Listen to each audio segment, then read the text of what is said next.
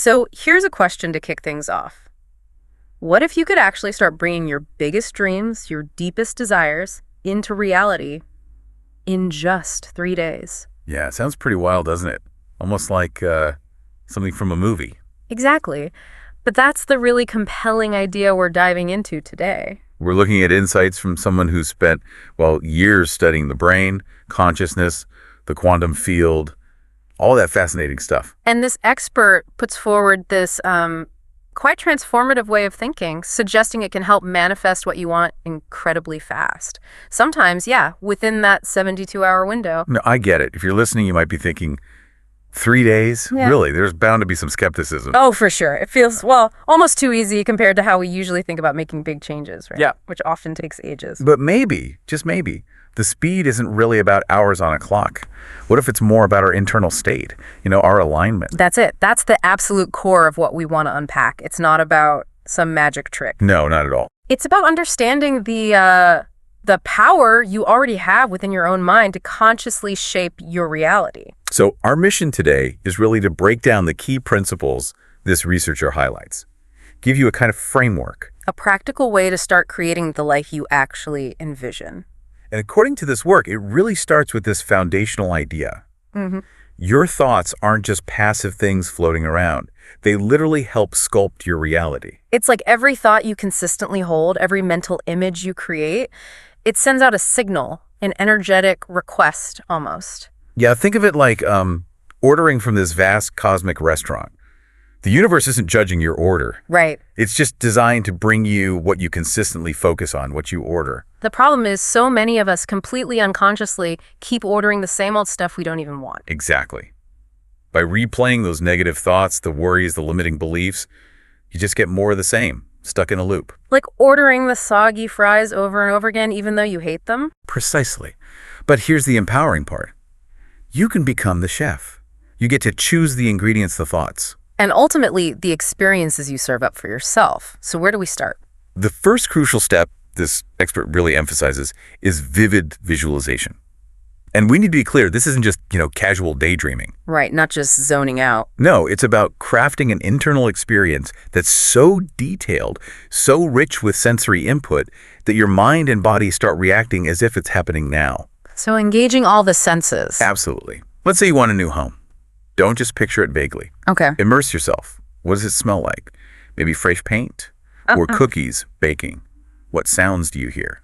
Birds outside? Music playing? Feel the texture of the countertops, maybe? The warmth of the sun coming through the window? Yes, exactly that. Touch, sight, sound, smell, taste even, if it fits.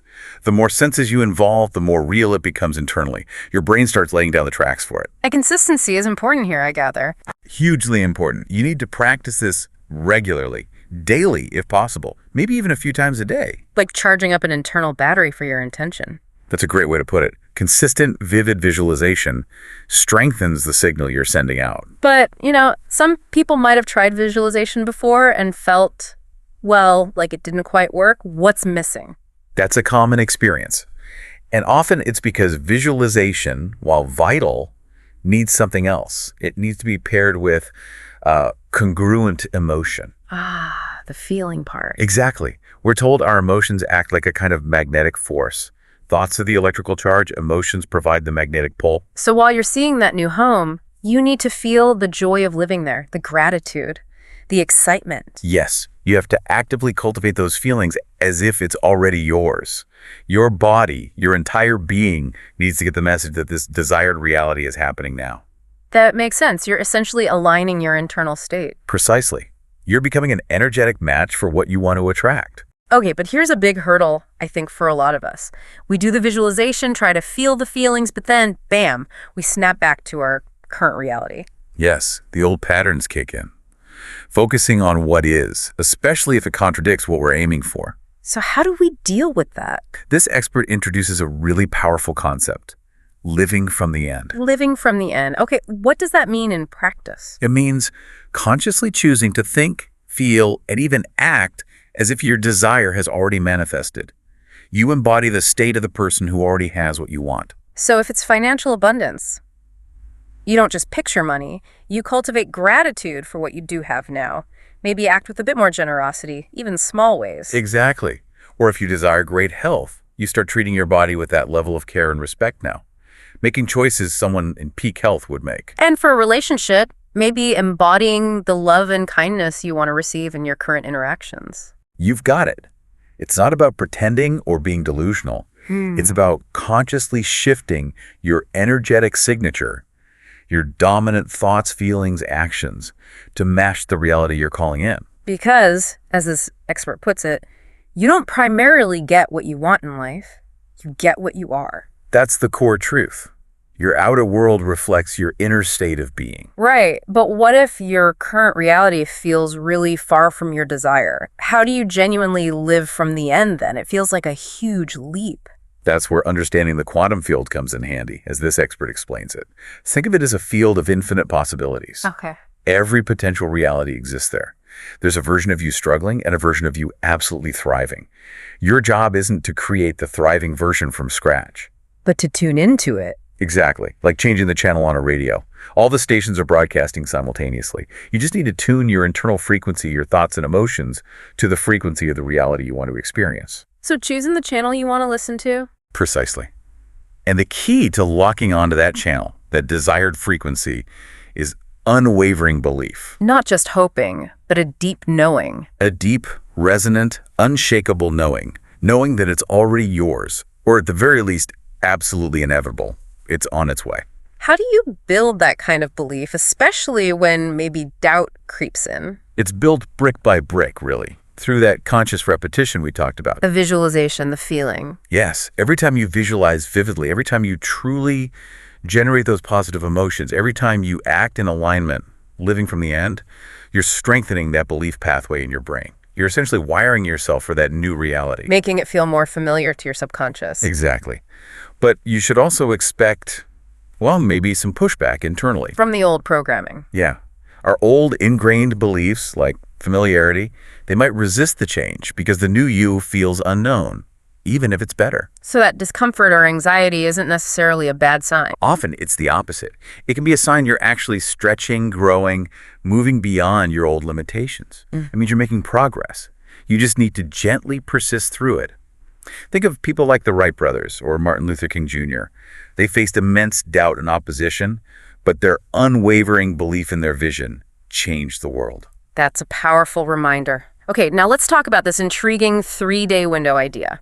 What's the thinking behind that specific time frame? Well, drawing from research on things like neuroplasticity, the brain's ability to change and habit formation, 3 days seems to be a kind of minimum period for the brain to start laying down new neural connections. So intense focus during that time can really kickstart the process. That's the idea. It's about creating a concentrated period of immersion. This expert suggests really doubling down for those 72 hours. Meaning constantly visualizing, feeling the fulfillment from morning till night. Pretty much, yes. As consistently as possible. And crucially, during those 3 days, consciously choosing to sideline anything that contradicts that new reality. So no complaining, no worrying, no negative self-talk. Right. If a doubtful thought comes up, you just notice it, don't fight it, but gently redirect your focus back to your desired outcome and the feeling of having it. This intense focus helps accelerate that rewiring. But what happens if, day 4 arrives and the big manifestation hasn't landed on your doorstep? Does that mean it failed? Not at all. The expert stresses that commitment and persistence are absolutely vital. Think about planting a seed. Right, you don't dig it up after 3 days to see if it's working. Exactly. You trust the process. The 3 days is like preparing the soil and planting with intense care. You still need to water it, nurture it. If challenges arise later, they're not signs of failure. They're feedback, opportunities to learn. Yes, opportunities to refine your approach, strengthen your belief, maybe uncover a hidden limiting thought you need to address. Stay curious. Ask empowering questions. So even beyond an initial intense focus, the ongoing practice is about prioritizing feeling good now, regardless of circumstances. That's a huge piece of it. Feeling good first is the formula, according to this perspective. Choose positivity. Actively look for things to appreciate right now. And tell a new story about your life. Yes. Start narrating your life as if your desires are already here or inevitable. Speak it, feel it, act it. This powerfully programs your subconscious. And there's an element of letting go, isn't there? Not obsessing over the how. Absolutely crucial. Your job is what's the desire and the feeling of having it. The how is the universe's department. Trusting that it can orchestrate things in ways we might not even imagine. Exactly. Often in more brilliant and efficient ways than our logical minds could figure out. Trying to control the how actually limits possibilities. Surrender unlocks more power. It feels like this goes beyond just getting stuff, though. It sounds like a deeper kind of personal transformation. It really is. Fundamentally, this is a path of personal growth. It's about becoming the highest version of yourself. And as you change, maybe your desires change too. Very often, yes. Maybe less focus on just material things and more on experiences, growth, contribution, connection.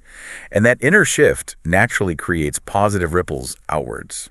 So for someone listening right now feeling inspired, what's a simple, tangible first step? Okay, take a moment right now. Think of one thing you deeply desire. Just one thing for now. Okay. Now, close your eyes if you can, and just for a minute, vividly see it and feel it as if it's completely fulfilled. Right. Right here, right now. What does that feel like in your body? Joy, relief, gratitude. Whatever it is for you, really lock into that feeling. That's your new energetic set point to practice returning to. That feeling, that emotion, it keeps coming up is key. Because feelings are magnetic, they draw experiences to you. So make that conscious decision. I'm going to feel good now. Find reasons for gratitude, even tiny ones. And maybe practice preemptive gratitude, being thankful for the desire before it arrives. Yes, feeling grateful for it as if it's already done deal. That's incredibly powerful. It signals complete faith. Now, I know, some might worry. Is focusing so much on my own desires selfish? That's a common concern, but think about the oxygen mask analogy on an airplane. You have to put yours on first before helping others. Exactly. When you're filled up, feeling good, empowered, you have so much more to give. You're not draining others. You're radiating positive energy. And what about action? Do we just sit and visualize? No, it's not passive. Yeah. But the action comes from a different place. It's inspired action. Meaning? The action that flows naturally from that place of alignment and knowing. It feels exciting, intuitive, effortless, not forced or desperate, following those little nudges, synchronicities. Got it. And finally, it seems like consistency and persistence are the threads running through all of this. Absolutely. This isn't a one-time technique. It's adopting a new way of life. It requires conscious, consistent effort. Like building momentum. You mentioned a flywheel analogy earlier. Yes, exactly like a heavy flywheel. It takes consistent effort to get it moving, but once it's spinning, it has incredible momentum and keeps going with less effort. Consistency builds new neural pathways, strengthens your energetic set point. And persistence is key when results aren't immediate. Crucial. Don't give up if you don't see changes overnight. Remember, setbacks are feedback, data points, not failure. Keep refining, keep believing. And things like mental rehearsal, gratitude, those are like superchargers. Definitely.